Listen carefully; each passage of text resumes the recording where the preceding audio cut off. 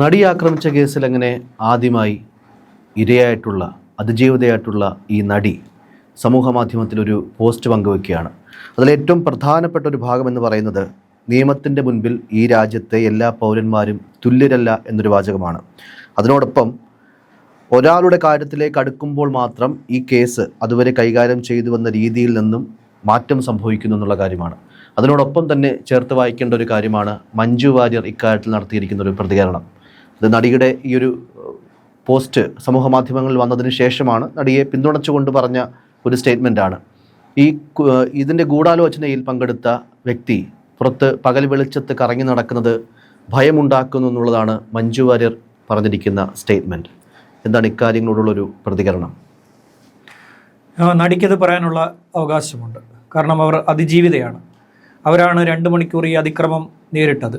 അതുകൊണ്ട് തന്നെ അവർക്ക് ഇക്കാര്യങ്ങളൊക്കെ തന്നെ അവർക്ക് ആരോപണമാണെന്നുള്ള രീതിയിൽ എങ്കിലും പോലും അവർക്ക് ഇതൊക്കെ തന്നെ പറയാനുള്ള അവകാശമുണ്ട്. ഇതിനെ ആർക്കും ഖണ്ഡിക്കാനുള്ള യാതൊരു അധികാരവും ഇക്കാര്യത്തിൽ ഇല്ല. കാരണം ഇതിൻ്റെ വിക്ടിം ഇര എന്ന് പറയുന്നത് ഇതിൻ്റെ എല്ലാ ബുദ്ധിമുട്ടുകളും അനുഭവപ്പെട്ട ഈ അതിക്രമത്തിൻ്റെ എല്ലാ കാഠിന്യവും അനുഭവിച്ച ഒരു യുവതിയാണ് ഈ പറയുന്ന നടി ആയിട്ടുള്ള യുവതി. അപ്പോൾ അവർക്ക് ഇതൊക്കെ പറയാനും അവരുടെ സങ്കടങ്ങൾ പറയാനും പ്രതികരിക്കാനും ഒക്കെയുള്ള അവകാശം അവർക്കുണ്ട്. അവരുടെ ആ ഒരു അവകാശത്തെ അതിനെ തെറ്റായ രീതിയിൽ കാണാനോ അല്ലെങ്കിൽ ഇപ്പോൾ അവരിത് എന്തിനു പറയുന്നു എന്ന് ആരോപിക്കാനോ അല്ലെങ്കിൽ അവരിപ്പോൾ അവരുടെ ഹൈപ്പ് ഉണ്ടാക്കാനോ അല്ലെങ്കിൽ ഈ മനുഷ്യനെ നശിപ്പിക്കാനുള്ള ശ്രമമാണ് ഇവർ നടത്തുന്നത് ഒന്നും പറയാനുള്ള ഒരവകാശവും ഇവിടുത്തെ ഒരു വ്യക്തിക്കും ഇല്ല. അവർക്ക് ആ കാര്യങ്ങളെല്ലാം തന്നെ പറയാനുള്ള പൂർണ്ണമായിട്ടുള്ള അവകാശമുണ്ട്. അതിലെ ശരി തെറ്റുകൾ കണ്ടുപിടിച്ച് കോടതി അതിൽ ശിക്ഷ വിധിക്കുകയും അവരെ ഉപദ്രവിച്ച 6 പേരെ 20 വർഷത്തേക്ക് ശിക്ഷിക്കുകയും അവരിൽ നിന്ന് ഇത്ര ലക്ഷം രൂപ പിടിച്ചെടുത്ത് അതിൽ നിന്ന് 5 ലക്ഷം രൂപ 5 ലക്ഷം രൂപ എന്നവർക്ക് നിസ്സാര തുകയാണ്. അവരെ സംബന്ധിച്ചിടത്തോളം 5 ലക്ഷം രൂപ എന്നൊക്കെ പറയുന്നത് ഒരു ദിവസത്തെ അവരുടെ ചെലവിന് പോലും അത് തികഞ്ഞെന്ന് വരില്ല. അതൊക്കെ നിസ്സാര തുകയാണ്. പക്ഷേ ഈ പ്രതികളിൽ വെച്ച് നോക്കുമ്പോൾ അതിൽ പൾസർ സുനി ഒഴികെയുള്ള ബാക്കിയുള്ളവരുടെ സാമ്പത്തിക അവസ്ഥ വെച്ച് നോക്കുമ്പോൾ അവർക്കത് കണ്ടെത്തുക എന്നുള്ളത് ഇത്തിരി ബുദ്ധിമുട്ടുള്ള കാര്യം കൂടി ആയിരിക്കും. മാത്രമല്ല ഒരു മനുഷ്യൻ്റെ ജീവിതത്തിലെ 20 വർഷം 2 പതിറ്റാണ്ട് ഇവരൊക്കെ പോയി അകത്ത് കിടക്കേണ്ടി വരികയും ചെയ്യും. അപ്പോൾ ആ വിധിയിലെ ശരി തെറ്റ്, അതായത് വിധി അത്രയും പോരാ അല്ലെങ്കിൽ അതിൽ കൂടുതൽ വിധി വേണമായിരുന്നു എന്നുള്ള കാര്യമോ അതൊന്നും നമുക്ക് പറയാൻ പറ്റില്ല. കാരണം അതൊക്കെ എനിക്ക് അപ്പീൽ കോടതി തീരുമാനിക്കേണ്ട കാര്യങ്ങളാണ്. ഇത് പോരായിരുന്നു, ഇവർക്ക് ശിക്ഷ ഇത് പോരായിരുന്നു എന്നൊക്കെയുള്ള കാര്യം. തൽക്കാലം ഇന്ത്യൻ നീതിന്യായ വ്യവസ്ഥയിൽ പ്രവർത്തിക്കുന്ന ഒരു പ്രിൻസിപ്പൽ സെഷൻസ് കോടതി ശിക്ഷിച്ച പ്രകാരമുള്ള ഇവരെ ഉപദ്രവിച്ചവർക്കുള്ള ശിക്ഷ കിട്ടിക്കഴിഞ്ഞു. അതാണ് നടപ്പായിരിക്കുന്ന ഒരു കാര്യം. അതിൽ കൂടുതൽ പേരുണ്ടെന്നും അതിൽ കൂടുതൽ പേരായിട്ടുള്ളവർ ചിലരിലേക്ക് എത്തുമ്പോൾ ഈ കേസ് കൈകാര്യം ചെയ്ത രീതി മാറിപ്പോകുന്നു എന്നാണ് അവർ പറഞ്ഞിരിക്കുന്നത്. ജഡ്ജിയെ മാറ്റണമെന്ന് ആവശ്യപ്പെട്ട് ഞാൻ ഹൈക്കോടതി, സുപ്രീം കോടതി എന്നിവയിൽ ഹർജി സമർപ്പിച്ചെങ്കിലും അതൊന്നും തന്നെ പരിഗണിക്കപ്പെട്ടില്ല. ഒടുവിൽ ഞാൻ ഇന്ത്യൻ പ്രധാനമന്ത്രി, ഇന്ത്യൻ രാഷ്ട്രപതി, സുപ്രീം കോടതി ചീഫ് ജസ്റ്റിസ് എന്നിവർക്കെല്ലാം തന്നെ അപേക്ഷ അയച്ചെങ്കിലും അതിലും ഒരു മറുപടി തനിക്ക് ലഭിച്ചില്ല. മെമ്മറി കാർഡിന്റെ ഹാഷ് വാല്യൂ മാറിയതുമായി ബന്ധപ്പെട്ട് താൻ ഒരു പരാതി സമർപ്പിച്ചെങ്കിലും ആ പരാതി സംബന്ധിച്ച് ഒരു അന്വേഷണം നടത്താൻ പ്രിൻസിപ്പൽ സെഷൻസ് കോടതി തയ്യാറാകാത്ത സാഹചര്യത്തിൽ താൻ ഹൈക്കോടതിയിലേക്ക് പോവുകയും അതിന്റെ റിപ്പോർട്ട് ഹൈക്കോടതി നൽകാൻ പ്രിൻസിപ്പൽ സെഷൻസ് കോടതിയോട് ആവശ്യപ്പെട്ട പ്രകാരമാണ് തനിക്ക് റിപ്പോർട്ട് നൽകുകയും ചെയ്തതെന്നും ആ യുവതി ഈ പറയുന്ന റിപ്പോർട്ടിൽ പറയുന്നുണ്ട്. എല്ലാവർക്കും ഒരേപോലെയല്ല നീതി. ഇന്ത്യൻ നീതിന്യായ വ്യവസ്ഥയിലെ നീതി എന്ന് പറയുന്നത് എല്ലാവർക്കും ഒരുപോലെ അല്ല എന്ന് താൻ മനസ്സിലാക്കി കഴിഞ്ഞു എന്ന രീതിയിലും കൃത്യമായി പോയിന്റ് ഔട്ട് ചെയ്യുകയാണ്. എന്തുകൊണ്ടാണ് ട്രയൽ കോടതിയിൽ തനിക്ക് വിശ്വാസം നഷ്ടപ്പെട്ടതെന്നുള്ള കാര്യങ്ങൾ എടുത്തെടുത്ത് പറയുക. അതിൽ അവർ പറഞ്ഞിരിക്കുന്ന ഒരു കാര്യം, ഈ ജഡ്ജിനെ മാറ്റണമെന്ന് ആവശ്യപ്പെട്ട് താൻ ആവശ്യപ്പെട്ടപ്പോൾ എതിർകക്ഷി പറഞ്ഞു, എതിർകക്ഷി എന്ന് പറയുമ്പോൾ പ്രതിഭാഗം പറഞ്ഞു തങ്ങൾക്ക് ഈ ജഡ്ജിനെ മാറ്റാൻ പാടില്ല എന്ന് അവർ ആവശ്യപ്പെട്ടു. അതിൽ തനിക്ക് സംശയമുണ്ട് എന്നാണ് ഈ യുവതി പറഞ്ഞിരിക്കുന്ന ഒരു കാര്യം. രണ്ടാമത്തെ കാര്യം, ഓപ്പൺ കോർട്ടിൽ ഇത് നടത്തണമെന്നും പൊതുസമൂഹം ഇത് കാണണമെന്നും പറഞ്ഞപ്പോൾ അതെനിക്ക് അനുവദിച്ച് കിട്ടിയില്ല എന്നുള്ളതാണ് രണ്ടാമത്തെ കാര്യം. ഓപ്പൺ കോർട്ട് നമുക്ക് പറയാൻ പറ്റില്ല. ഇത് റേപ്പ് കേസ് ആയതുകൊണ്ട് ഓപ്പൺ കോർട്ട് നമുക്ക് പറയാൻ പറ്റില്ല. അത് നീതിന്യായ വ്യവസ്ഥയിൽ ഒരു പ്രധാനപ്പെട്ട കാര്യമാണ്. ഓപ്പൺ കോർട്ടിൽ ഇത് വിചാരണ നടത്തുക എന്ന് പറയുന്നത് അവരുടെ സ്വകാര്യതയെ മാനിച്ചുകൊണ്ട് ഈ പറയുന്ന പോലെ അത് നടക്കണം എന്നുള്ളത് റേപ്പ് കേസ് ആണല്ലോ. ഇനി ക്യാമറ ആക്കണമെന്നും കൂടി ജീവിതം പറഞ്ഞു തോന്നില്ല. തന്നെ എല്ലാ ആൾക്കാർക്കും അത് കാണുവാനുള്ള സൗകര്യം ഉണ്ടാക്കി കൊടുത്തുകൊണ്ട് വേണം അവരാവശ്യപ്പെട്ടപ്പോൾ ഓപ്പൺ കോർട്ട് അത് നടത്താൻ. അങ്ങനെയാണെങ്കിൽ ഓപ്പൺ കോർട്ട് നടത്തിയാൽ പോരെ, ഓപ്പൺ കോർട്ടിൽ കൊടുത്താൽ പോരെ. അവർ പറഞ്ഞത് എന്താണെങ്കിലും സാധാരണ ഓപ്പൺ കോർട്ട് ആവശ്യപ്പെടുന്ന ഈ പ്രതിഭാഗമാണ് കേട്ടോ. സാധാരണ ഓപ്പൺ കോർട്ടിൽ കൊടുക്കണമെന്നൊക്കെ പറഞ്ഞിട്ട് പ്രതികളെ കൊടുക്കുമ്പോൾ ഓപ്പൺ കോർട്ടിൽ കൊടുക്കാമെന്ന് ചോദിക്കുന്നത് പ്രതിഭാഗമാണ് മിക്കപ്പോഴും അതൊക്കെ ചെയ്യാറുള്ളത്. അത് ഈ പറയുന്ന പോലെ എളുപ്പത്തിൽ ജാമ്യമൊക്കെ കിട്ടി പ്രതിഭാഗത്തിന് ഗുണം ചെയ്യാൻ വേണ്ടിയിട്ട് ചെയ്തൊരു പരിപാടിയാണ്. ഇത് എന്തുകൊണ്ടാണെന്ന് അറിയില്ല. ഇത് നേരത്തെ എല്ലാം തിരിച്ചാണ് ഈ കേസിൽ എല്ലാ കാര്യങ്ങളും നടന്നുകൊണ്ടിരുന്നത്. ഒരു അപൂർവമായ കേസാണ്. അത്തരത്തിലും ആദ്യഭാഗവും പ്രതിഭാഗവും ഓപ്പൺ കോർട്ടിൽ കേസ് നടത്തണം എന്ന് പറഞ്ഞൊരു കേസ് കൂടിയാണ്. അതെ അതെ അതെ അങ്ങനെ ഒരു ബുദ്ധിമുട്ടൊക്കെ ഉള്ള ഒരുപാട് നൂലാമല പിടിച്ച കേസാണല്ലോ. ഇനി ഇതിനകത്ത് വന്നിരിക്കുന്ന രണ്ടാമത്തെ കക്ഷി എന്ന് പറയുന്ന മഞ്ജു വാര്യരാണ്. ഈ മഞ്ജു വാര്യരുടെ നിലപാട് ഈ കേസിനെ വലിയ രീതിയിൽ ബാധിച്ചിട്ടുണ്ട്. ഈ കേസിൻ്റെ അടിസ്ഥാനം നമ്മൾ മാന്തി നോക്കുകയാണെങ്കിൽ അതിൻ്റെ മാന്തി നോക്കുമ്പോൾ ഈ കേസിൻ്റെ കുറ്റപത്രത്തിൻ്റെ അടിസ്ഥാനം എന്ന് പറയുന്നത് ദിലീപും മഞ്ജു വാര്യരും തമ്മിൽ നടന്ന വിവാഹമാണ്. ആലുവ ശ്രീകൃഷ്ണ ക്ഷേത്രത്തിൽ വെച്ചാണ് ഇവരുടെ വിവാഹം നടക്കുന്നത്. മഞ്ജു വാര്യരുടെയും ദിലീപിൻ്റെയും സിനിമാ മേഖലയെ മൊത്തത്തിൽ ഞെട്ടിച്ചുകൊണ്ടാണല്ലോ ഇവരുടെ വിവാഹം നടക്കുന്നത്. ആ വിവാഹമാണ് ഇതിൻ്റെ അടിസ്ഥാനം. ആ വിവാഹ ബന്ധം ഇങ്ങനെ മുന്നോട്ട് പോയി വന്നുകൊണ്ടിരിക്കവേ സിനിമാ മേഖലയിൽ നിന്ന് മഞ്ജു വാര്യർ മാറി നിൽക്കുകയും ആ സ്ഥാനം കാവ്യമാധവന് ലഭിക്കുകയും ഒക്കെ ചെയ്യുന്നു. ആ സ്ഥാനം എന്നല്ല, പിന്നീട് കാവ്യമാധവനാണ് അത്രയും എന്താ പറയുക റോളുകളൊക്കെ ഒരുപാട് മഞ്ജുവിനെ പോലെ കൂടുതൽ സിനിമ കാവ്യയെ ചുറ്റിപ്പറ്റി നിൽക്കുന്ന ഒരു കാലഘട്ടത്തിലേക്ക് കാര്യങ്ങൾ എത്തുന്നു. 2012 ഫെബ്രുവരി മാസം 12 മഞ്ജു ഇത് കണ്ടിട്ടുണ്ട് എന്നാണ് ഈ കേസിലെ കുറ്റപത്രത്തിൽ ഒരു കാര്യം പറയുന്നത്. മഞ്ജു എന്താണ് കണ്ടത് എന്ന് കോടതിയിലില്ല. സ്വകാര്യതയെ മാനിച്ചുകൊണ്ട് താൻ അത് പറയാൻ തയ്യാറല്ല എന്നതാണ് മഞ്ജുവിൻ്റെ ഈ കാര്യത്തിലെ വിശദീകരണം. അതായത് കാവ്യയും ദിലീപുമായിട്ടുള്ള ബന്ധം തങ്ങളുടെ സ്വകാര്യതയെ ബാധിക്കുന്ന കാര്യങ്ങളായതിനാൽ ആ മെസ്സേജുകൾ കൈമാറാൻ അന്വേഷണ സംഘത്തിന് കൈമാറാൻ മഞ്ജു തയ്യാറായിട്ടില്ല എന്നുള്ളതാണ് കുറ്റപത്രത്തിലെ ഒരു കാര്യം. വിധിന്യായത്തിൽ അത് പറയുന്നു. എന്താണ് ഈ മെസ്സേജ് എന്ന് കോടതി ചോദിക്കുന്നുണ്ട്. കോടതി ചോദിക്കുന്നുണ്ട് ഇത് എന്താണ് ഈ മെസ്സേജ് മഞ്ജു കണ്ടു എന്ന് പറയുന്ന ദിലീപിൻ്റെ പഴയ ഫോണിൽ ഉണ്ട് എന്ന് പറയുന്നു. മഞ്ജുവിൻ്റെ ഈ പറഞ്ഞ യൂറോപ്യൻ ട്രിപ്പിനിടെ ഇവരുടെ യൂറോപ്യൻ ട്രിപ്പ് ഉണ്ടായിരുന്നു. യൂറോപ്യൻ ട്രിപ്പിനിടെ ഈ നടിയോട് ദിലീപ് യാത്രയ്ക്കിടെ അടുത്ത് വരികയും നീ ഇത് തിരുത്തി പറയണം, നീ മഞ്ജുവിനോട് പറഞ്ഞ കാര്യങ്ങൾ തിരുത്തി പറയണമെന്ന് ദിലീപ് ആവശ്യപ്പെടുകയും ചെയ്തു എന്നാണ് ഇരയുടെ മൊഴി. അപ്പോൾ ഇര പറയുന്നുണ്ട് ഞാൻ പറഞ്ഞിട്ടല്ല മഞ്ജു ഇത് അറിഞ്ഞത്, മഞ്ജുവിൻ്റെ കയ്യിൽ ഇതിൻ്റെ എല്ലാം തെളിവുണ്ടെന്ന് പറയും. എന്താണ് ഈ തെളിവെന്ന് കോടതിയിലില്ല. കോടതിക്ക് മുമ്പാകെ പ്രോസിക്യൂഷൻ ഇത് ഹാജരാക്കിയിട്ടില്ല. ഇതാണ് ഈ കേസിലെ മറ്റൊരു ഏറ്റവും പ്രധാനപ്പെട്ട ഒരു കാര്യമാണ് ഇങ്ങനൊരു സംഗതി. ഇതെന്തുകൊണ്ട് ഹാജരാക്കുന്നില്ല? ഇയാൾക്കെതിരെയുള്ള നിർണായകമായിട്ടുള്ള തെളിവാണല്ലോ. ഇവരെല്ലാം വാക്കാലുള്ള മൊഴിയാണ് കൊടുക്കുന്നത്. തെളിവ് ഹാജരാക്കാൻ ആരും തയ്യാറല്ല. ഇവർ തമ്മിൽ ബന്ധമുണ്ട് എന്ന് പറയുമ്പോൾ ആ ബന്ധത്തെ തെളിയിക്കുന്ന എന്തെങ്കിലും തെളിവ് കൊടുക്കണ്ടേ? അതില്ല. യൂറോപ്യൻ ട്രിപ്പിനിടെ എന്നെ എതിർത്തവരാരും മലയാള സിനിമ പിന്നെ കണ്ടിട്ടില്ല എന്ന് ദിലീപ് പറഞ്ഞ് ഭീഷണിപ്പെടുത്തി എന്ന് പറയുന്നുണ്ട് ഈ അതിജീവിത. ഇതേ അതിജീവിത യൂറോപ്യൻ ട്രിപ്പിൽ ഇവർ തമ്മിൽ ഒരുമിച്ചുള്ള പരിപാടികൾ, അതായത് കലാപരിപാടികൾ അവതരിപ്പിച്ചിരുന്നു. ഇവർ തമ്മിലുള്ള പഴയ സിനിമയിലെ നൃത്തരംഗം അവിടെ ആ വേദിയിൽ അവതരിപ്പിക്കപ്പെട്ടിട്ടുണ്ട് എന്നതിൻ്റെ തെളിവ് കോടതിയിൽ ഹാജരാക്കപ്പെട്ടു. പക്ഷേ ഇവർ തമ്മിൽ എതിർപ്പാണെന്ന് പറയുകയും ചെയ്തത്. അതിനെ എതിർത്തുകൊണ്ട് പ്രോസിക്യൂഷൻ പറഞ്ഞൊരു കാര്യം, ഇവർ റിഹേഴ്സൽ സമയത്ത് മിണ്ടിയിട്ട് പോലും ഇല്ല എന്ന്. അത്തരത്തിലൊരു സർക്കംസ്റ്റാൻസസ് അവിടെ ഇല്ല എന്ന്, അങ്ങനെ അതിലുണ്ട് എന്ന് തെളിയിക്കാൻ പ്രോസിക്യൂഷനെ കൊണ്ട് സാധിച്ചില്ല എന്ന് മാത്രമല്ല, അങ്ങനെ സാഹചര്യം ഇല്ല എന്ന് തെളിയിക്കാൻ എതിർഭാഗത്തെ കൊണ്ട് സാധിക്കുകയും ചെയ്തു. അതിനുള്ള സാക്ഷിമൊഴികൾ ഉണ്ടായിരുന്നു. ഇവർ തമ്മിൽ വളരെ സ്നേഹപൂർവ്വം മുന്നോട്ട് പോവുകയായിരുന്നു. ഈ യാത്ര ഉടനീളം എന്നുള്ളതിൻ്റെ സംഘാടകരും ആ യാത്രയിൽ പങ്കെടുത്തവരും മൊഴി നൽകുകയും ചെയ്തിട്ടുണ്ട്. ഞാൻ പറഞ്ഞത് ഇതിൻ്റെ ശരി തെറ്റുകളെക്കുറിച്ചല്ല, കോടതിയിൽ വന്ന കാര്യങ്ങളെക്കുറിച്ചാണ് സംസാരിക്കുന്നത്. ഇതിൽ പലരും പറയുക നീ ഇത് ഈ പറയുന്ന പോലെ അങ്ങനെയല്ല ഇങ്ങനെയല്ല സാഹചര്യത്തെക്കുറിച്ച് പറയും. പക്ഷേ ഇത് കോടതിയെ സംബന്ധിച്ചിടത്തോളം തെളിവുകളാണ് പ്രധാനം. തെളിവുകളുണ്ട്, അതായത് പ്രതിഭാഗം പറഞ്ഞതിന് തെളിവുകളുണ്ട്. ഇത് വേണമെങ്കിൽ നമുക്ക് ഒരു രീതിയിൽ അവർ ആ സ്റ്റേജിൽ ആ പരിപാടി അവതരിപ്പിച്ചത് വലിയൊരു ജനക്കൂട്ടത്തിനെ സാക്ഷിയാക്കി മുൻകൂട്ടി നിശ്ചയിച്ച പ്രോഗ്രാമാണ്, അത് തടഞ്ഞ് നിർത്തി പോകണ്ട എന്നുള്ള അടിസ്ഥാനത്തിലാണ് എന്ന് വേണമെങ്കിൽ വാദിക്കാം. പക്ഷേ ഇവർ യാത്രയിലുടനീളം നല്ല ബന്ധത്തിലായിരുന്നു. റിഹേഴ്സൽ ടൈമിൽ ഇവർ തമ്മിൽ വളരെ സ്നേഹത്തോടെ സംസാരിക്കുന്നു, വളരെ കാര്യമായി സംസാരിക്കുന്നു. സാക്ഷിമൊഴികൾ കിട്ടി. പക്ഷേ അത് അവർക്ക് പ്രതിഭാഗത്തിന് ഈ പറയുന്ന പോലെ അത് വിശദീകരിക്കാനുള്ള തെളിവുകളുടെ അടിസ്ഥാനത്തിൽ അത് വിശദീകരിക്കാൻ പ്രതിഭാഗത്തിന് കോടതിയിൽ സാധിച്ചു.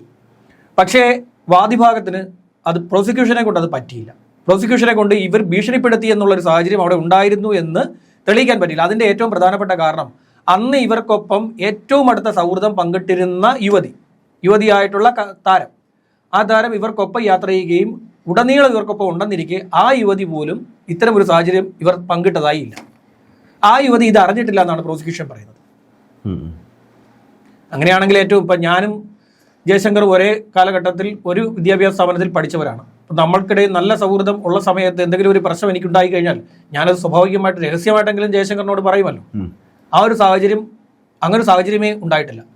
അത് ആ യുവതിയും പറയുന്നുണ്ട്, പ്രോസിക്യൂഷനും പറയുന്നുണ്ട്. ആ യുവതി ഇത് അറിഞ്ഞിട്ടില്ലായിരുന്നു. പിന്നെ ഇത് ആരോട് പറഞ്ഞു? അത്രയും വലിയൊരു പ്രശ്നമായിരുന്നു, ഭീഷണി ഉണ്ടായിരുന്നു എന്നുണ്ടെങ്കിൽ പ്രോജക്റ്റുകളിൽ നിന്ന് മാറ്റി നിർത്തിയെന്ന് പറയുന്നുണ്ട് പ്രോസിക്യൂഷൻ.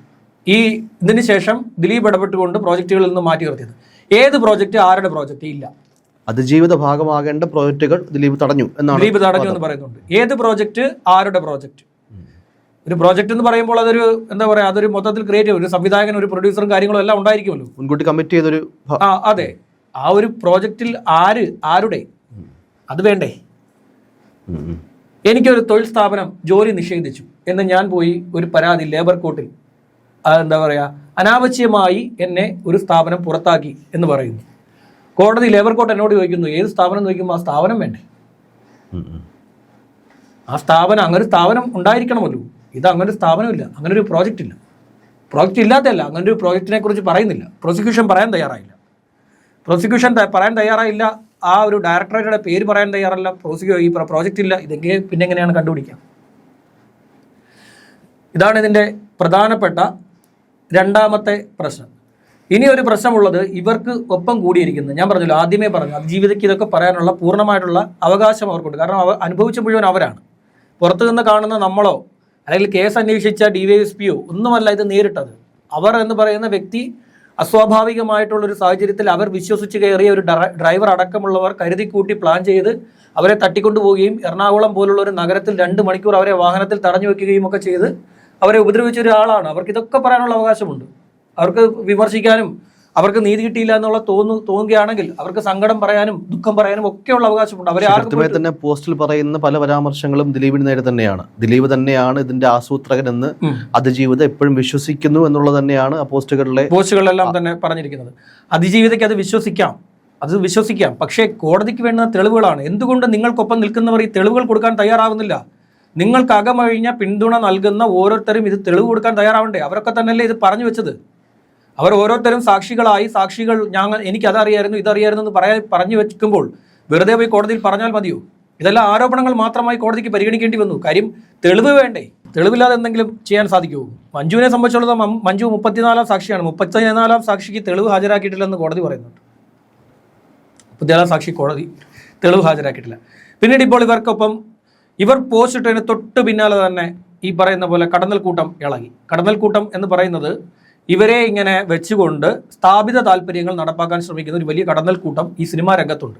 പോസ്റ്റ് ലൈക്ക് അടിച്ച ആൾക്കാർ കുറച്ചുപേരുടെ പേര് പറയുകയാണെങ്കിൽ, ഒന്ന് സുപ്രിയ മേനോൻ, പൃഥ്വിരാജിന്റെ ഭാര്യയായിട്ടുള്ള പ്രൊഡ്യൂസറായിട്ടുള്ള സുപ്രിയ മേനോൻ, പാർവതി തിരുവോത്ത്, അതുപോലെ തന്നെ റീമ കല്ലിങ്കൽ, ഭാഗ്യലക്ഷ്മി, അങ്ങനെ വിവിധ മേഖലകളിൽ ജോലി ചെയ്യുന്ന മലയാള സിനിമ ഇൻഡസ്ട്രിയിൽ അറിയപ്പെടുന്ന നിരവധി സ്ത്രീകൾ സപ്പോർട്ടുമായി രംഗത്ത് വരികയാണ്. ലൈക്ക് പറഞ്ഞും അതുപോലെ തന്നെ മാധ്യമങ്ങളിൽ സ്റ്റേറ്റ്മെന്റ് കൊടുത്തുമൊക്കെ.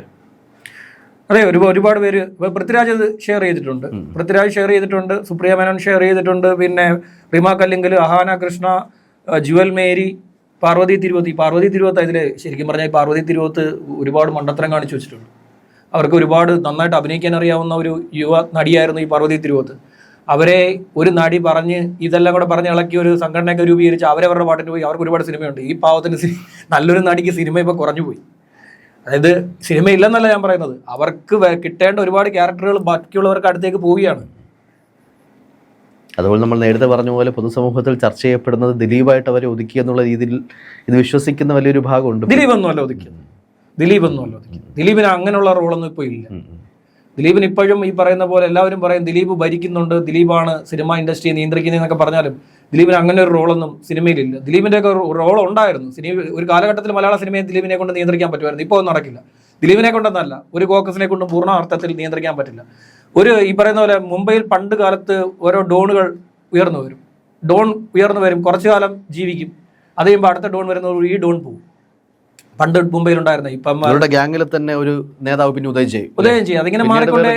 അതുപോലെ തന്നെ സിനിമയിൽ, ഇപ്പോഴത്തെ സിനിമയിൽ അങ്ങനെയാണ്. ഓരോരുത്തർ ഇങ്ങനെ ഉയർന്നു വരും, കുറച്ച് നാൾ അവർ അങ്ങനെ ലൈം ലൈറ്റിൽ നിൽക്കും, പിന്നെ അടുത്ത സംഘം വരും. നിങ്ങളുടെ ടീം ഇത് മെറിറ്റിന്റെ അടിസ്ഥാനത്തിൽ ഓരോ ടീമുകൾ ഇപ്പോൾ ക്രിയേറ്റ് ചെയ്തുകൊണ്ടേയിരിക്കുകയാണ്. അതുകൊണ്ട് ആരെയും ചവിട്ടി നിർത്താൻ മലയാള സിനിമയിൽ ഇപ്പോൾ പറ്റില്ല. കഴിവിന്റെ അടിസ്ഥാനത്തിലുള്ള കഴിവുള്ള ഒരു നടനെയോ നടിയോ തിരക്കഥാകൃത്തിനെയോ ഡയറക്ടറെയോ ഒന്നും അധിക നേരം ഒന്നും ചവിട്ടി പിടിച്ച് നിർത്താൻ ഒരാളെ കൊണ്ടും ഇപ്പം സ്വാഭാവികമായിട്ട് അവരോടൊപ്പം കൂടാനായിട്ട് ഒരു ഗ്യാങ് ഉണ്ടാകും. ഒരു നല്ല ഡയറക്ടർ ഉണ്ടെങ്കിൽ എന്തിന് വലിയ നടന്മാരൊന്നും വേണമെന്നില്ല ഒരു സിനിമ വിജയിച്ചെടുക്കാൻ. ഒരു സോഷ്യൽ മീഡിയയിൽ ഒരു നല്ല ഡയറക്ടർ ഉണ്ട്, അയാൾക്ക് നല്ലൊരു പ്രൊഡ്യൂസറും ഉണ്ട്. അയാൾ ഒരു പോസ്റ്റ് ഇടുന്നു, എനിക്ക് കാസ്റ്റിംഗിൻ്റെ ഒരു പോസ്റ്റ് ഇടുന്നു, എൻ്റെ സിനിമയിലേക്ക് കുറച്ച് കഥാപാത്രങ്ങളെ വേണമെന്ന് പറഞ്ഞു കഴിഞ്ഞാൽ 100 കണക്കിന് പിള്ളേർ അഭിനയിക്കാൻ വരുമെന്നേ. 100 കണക്കിന് പിള്ളേർ അഭിനയിക്കാൻ വരും. ആ പിള്ളേർ വന്ന് അഭിനയിച്ചു കഴിഞ്ഞാൽ ഈ പറയുന്ന പോലെ ഞെട്ടിപ്പിച്ച് കളയും. ഇപ്പോൾ ഈ അടുത്തിടയ്ക്ക് കുറച്ച് ചെറുപ്പക്കാരെ വെച്ചൊരു സിനിമ ഇറക്കി, കണ്ടു കഴിഞ്ഞാൽ ഞെട്ടിപ്പോവും. നമ്മൾ വിചാരിക്കാത്ത രീതിയിലാണ് സിനിമകൾ വന്നുകൊണ്ടിരിക്കുന്നത്. പിന്നെ എക്കോ ഇപ്പോൾ ഇറങ്ങിയിരിക്കുന്ന സിനിമയാണ്, കണ്ടുപോക്ക്. അത് എല്ലാം ഈ പറയുന്ന പോലെ സിനിമയിൽ ഇടം പിടിച്ച താരങ്ങളാണെങ്കിൽ പോലും മലയാള സിനിമ വേറെ ലെവലിൽ പോയിക്കൊണ്ടിരിക്കുകയാണ്. അവിടെ ആരെയും ചവിട്ടി നിർത്തക്കൊന്നും ഇനി നടക്കില്ല. ഇനി നടക്കില്ല. അതൊക്കെ ഇപ്പോൾ കാലഘട്ടം കഴിഞ്ഞു പോയ കാര്യം. ഏതായാലും തിരുവോത്തിനെയൊക്കെ ഒതുക്കിയതല്ല, തിരുവോത്ത് ഈ പറയുന്ന പോലെ എല്ലാവരുടെയും ഈ പറയുന്ന എതിർപ്പ് പിടിച്ചു പറ്റി, ആവശ്യമില്ലാതെ പിടിച്ചു പറ്റിയതാണ്. ആവശ്യമില്ലാതെ പിടിച്ചു പറ്റി, ആവശ്യമില്ലാതെ ഒരുപാട് കാര്യങ്ങൾ ഈ പറയുന്ന പോലെ എന്താ പറയുക പ്രതികരിക്കാം. പക്ഷേ അത് പ്രതികരണം എന്നൊക്കെ പറയുന്നത് അടിസ്ഥാനപരമായിരിക്കണം. അടിസ്ഥാനപരമായ ആരോപണങ്ങൾ, അടിസ്ഥാനപരമായിട്ടുള്ള കാര്യങ്ങൾ മാത്രം വെച്ച് വേണം എതിർപ്പ് പ്രകടിപ്പിക്കാൻ. ഒരു കാര്യമില്ലാതെ ആരെങ്കിലും പറഞ്ഞത് കേട്ടിട്ട് എന്തെങ്കിലുമൊക്കെ പറഞ്ഞു കഴിഞ്ഞാൽ അവരുടെ കരിയർ എന്താ പറയുക, അവരുടെ കരിയർ ഗ്രാഫ് പോയ രീതിക്ക് വെച്ചിട്ട് അതിന് ഇടിവ് സംഭവിച്ചിട്ടുണ്ട്. പക്ഷെ മറ്റ് ഇൻഡസ്ട്രികളിൽ, പ്രത്യേകിച്ച് ഹിന്ദി അടക്കമുള്ള ഇൻഡസ്ട്രികളിൽ ഋതിക് റോഷന്റെ അടക്കം നായികയായിട്ട് അഭിനയിക്കുന്നു തുടങ്ങിയിട്ടുള്ള റിപ്പോർട്ടുകളാണ് പുറത്തു വരുന്നത്. മറ്റ് ഇൻഡസ്ട്രികളിൽ പിന്നെ അവസരം അവർക്ക് ലഭിക്കുന്നുണ്ട്. അവർക്ക് അതേ ഞാൻ പറഞ്ഞ മലയാളത്തിലെ കാര്യം ഞാൻ അങ്ങോട്ട് ആ രീതിയിലേക്ക് ബോളിവുഡിലേക്ക് ഞാൻ ഇതുവരെ എൻട്രി ചെയ്തില്ല, മാറ്റം ചെയ്യപ്പെട്ടു.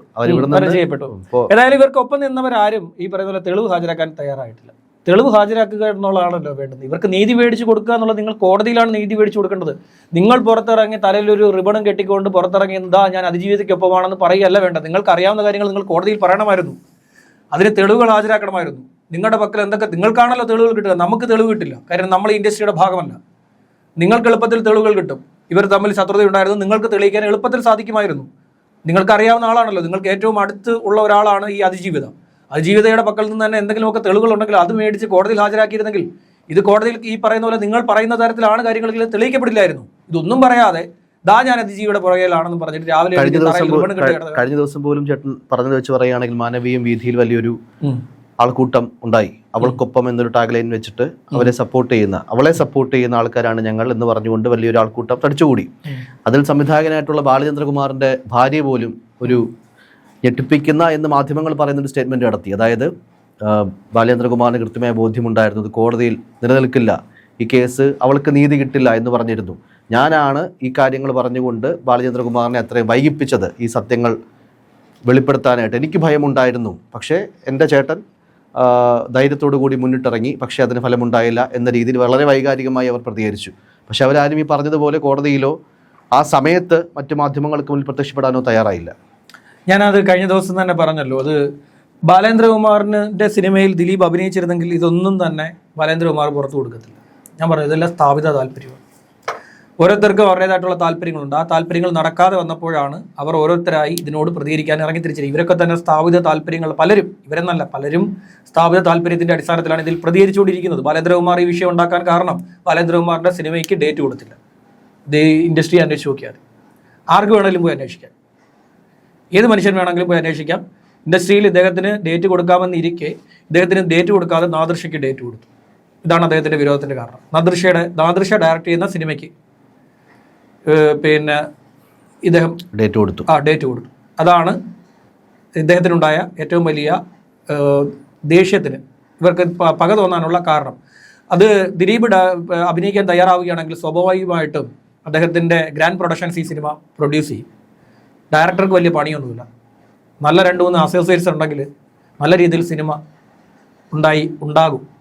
പല നടന്മാർ സിനിമ എടുക്കുന്നത് ശ്രദ്ധിച്ചിട്ടുണ്ട്. ഡയറക്ടറായിട്ട് സിനിമ എടുക്കും, നല്ല അസോസിയേറ്റ്സ് ഉണ്ടെങ്കിൽ നല്ല സിനിമയായിരിക്കും.